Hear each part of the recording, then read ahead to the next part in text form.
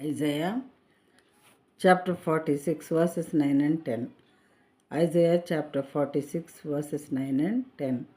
Remember the former things of old, for I am God, and there is no other. I am God, and there is none like me, declaring the end from the beginning, and from ancient times things not yet done, saying, my counsel shall stand, and I will accomplish all my purpose. తెలుగులో చూద్దాం ఈ వాక్యాలని. చాలా పూర్వమున జరిగిన వాటిని జ్ఞాపకం చేసుకోండి. దేవుడని నేనే, మరి ఏ దేవుడును లేడు. నేను దేవుడను, నన్ను పోలిన వాడెవ్వడునూ లేడు. నా ఆలోచన నిలుచుననియు, నా చిత్తమంతయు నెరవేర్చుకొనేదననియు చెప్పుకొనుచు ఆది నుండి నేనే కలుగబోవు వాటిని తెలియజేయుచున్నాను. పూర్వకాలం నుండి నేనే ఇంకా జరగని వాటిని తెలియచేయుచున్నాను.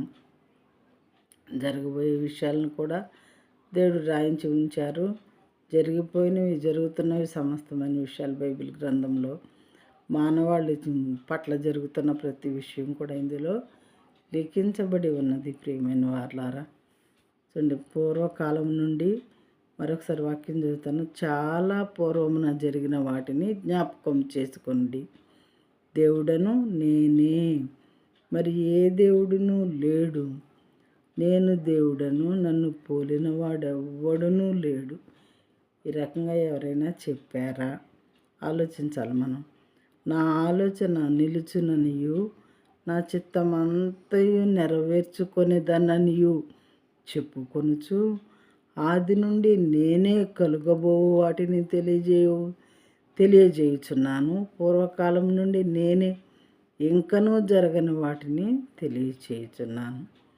ఎంత సమర్థుడు అన్నమాట దేవుడు.